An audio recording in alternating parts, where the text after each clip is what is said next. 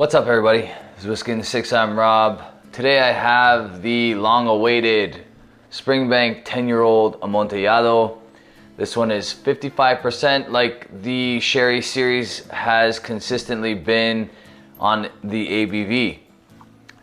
To my left is the Sherry Wood Pedro Jimenez. It was the first expression of this series. A little bit left in the bottle. It's a bottle kill here. All right, so I'm gonna nose and taste the Amontillado, and then I'm gonna kind of compare it to the PX. If you watched my video of the PX, you know that I really enjoyed the PX, more so than some people. The Palo Cortado, unfortunately, I only had a little sample of it. We do have a video out on that as well. It was a whiskey rant. This over here is the Amontillado, the most recent 2024 expression. So again, I'm gonna nose it, taste it, give it a mark. Give a couple quick facts about this. So the way Springbank is doing this is every year that goes by is a year longer in the sherry cask that particular expression is. So year one, I'm pretty sure this was 2 years in PX and then 8 years in bourbon cask. Year two of the Palo Cortado, that was 3 years in Palo Cortado and then 7 years in ex-bourbon cask. I believe this is 4 years in Amontillado, 6 years in ex-bourbon. Next year, if I'm not mistaken, will be the Fino, and then last but not least will be the Moscatel. So again, the years will vary. 55% ABV, distilled in July of 2014, bottled in September of 2024, 9,900 bottles, so just under 10,000 bottles. I watched a few reviews on this, and I gotta say I'm a little confused. A lot of people said it doesn't really drink like a Springbank.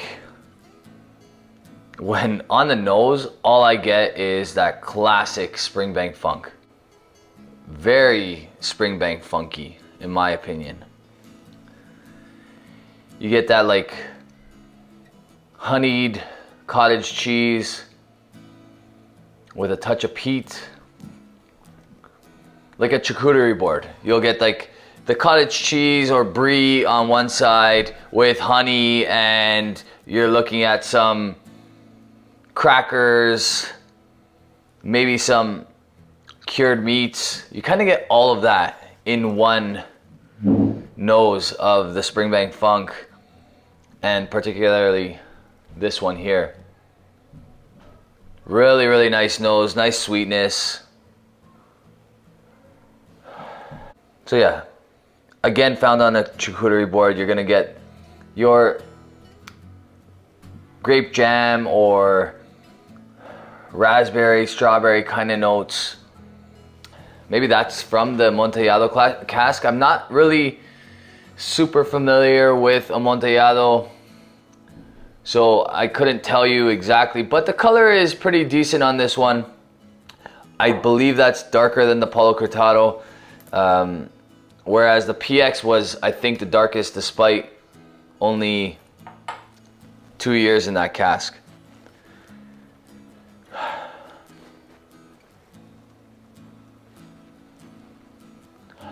A lot of really nice notes on this, on the nose.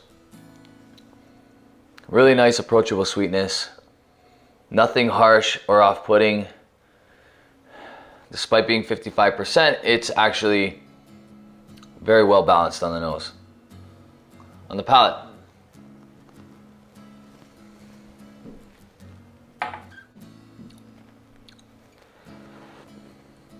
Nice legs on this glass. Great viscosity.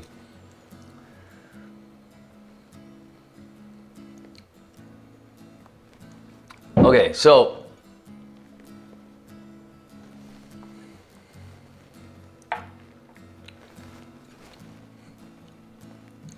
one of the arguments for this or against this was that when you're buying the regular 10-year-old, is this worth double the price? This is very different than the regular 10-year-old. So anybody that made that comparison, I'm very confused as to where they came up with that comparison. This is obviously higher in ABV, almost 10% more. Completely different palate profile, completely different nose profile. The 10-year-old, the traditional 10-year-old 46% is heavy on the bourbon cask influence. You do get a good amount of funk, but it's a very different whiskey. This is completely a different experience. And I wouldn't even compare it to the 12-year-old because it's different. The cask is totally different. I originally said that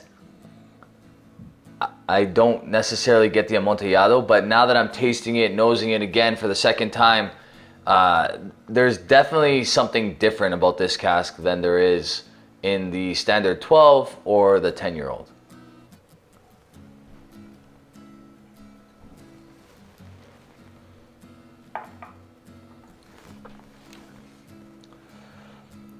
Actually, I can see a lot of people saying that this is the best of the three so far.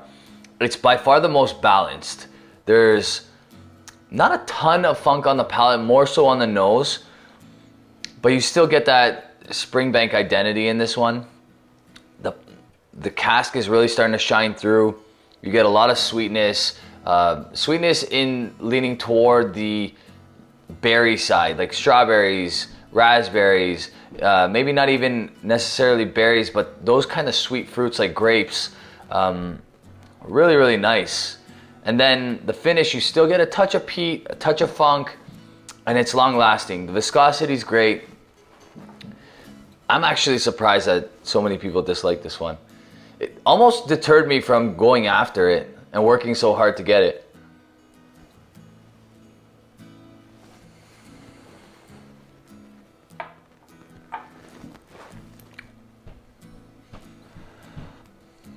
Man, that's great.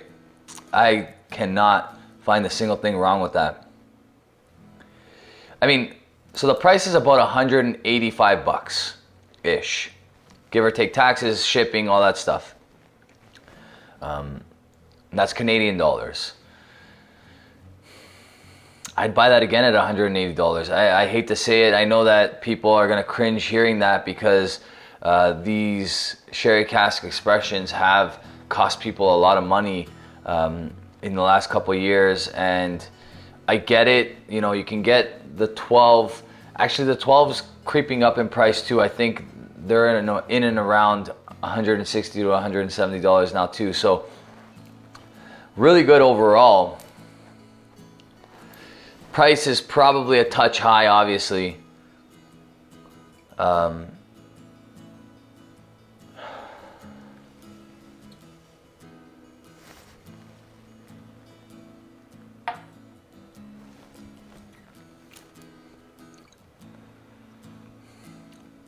I don't know.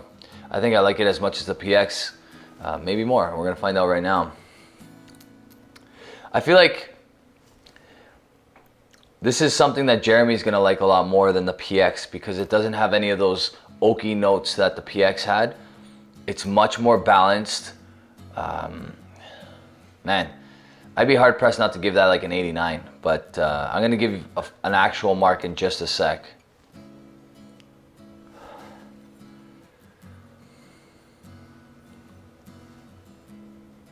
So bottle kill of this PX, very good whiskey. I was very happy with it.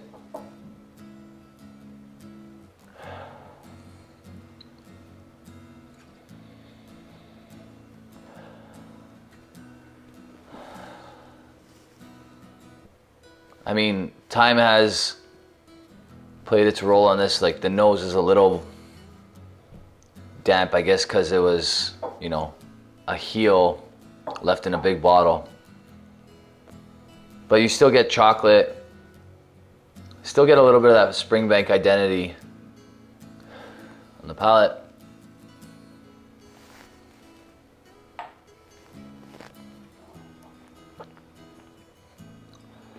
Okay, so I remember loving this. It is fantastic stuff. The viscosity on the PX, I think PX is probably my favorite type of sherry.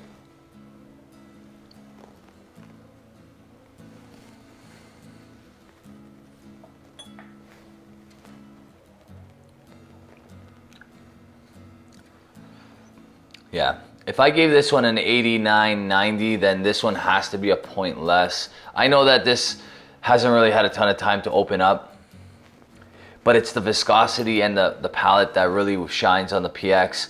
Again, I do believe that Jeremy's gonna like the Amontillado better, so we'll wait to hear his thoughts, but one more sip of the Amontillado and I'm gonna give it a mark.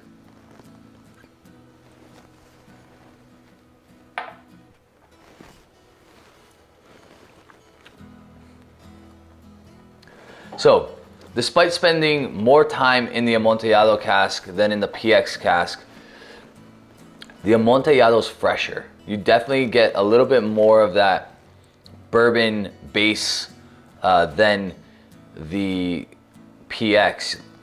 The bourbon cask base definitely shines through a little bit more, making it sweeter, fresher, but it doesn't have that like sticky, gooey kind of sweetness that the PX has for whatever reason. It was obviously an amazing group of PX casks used for edition 1.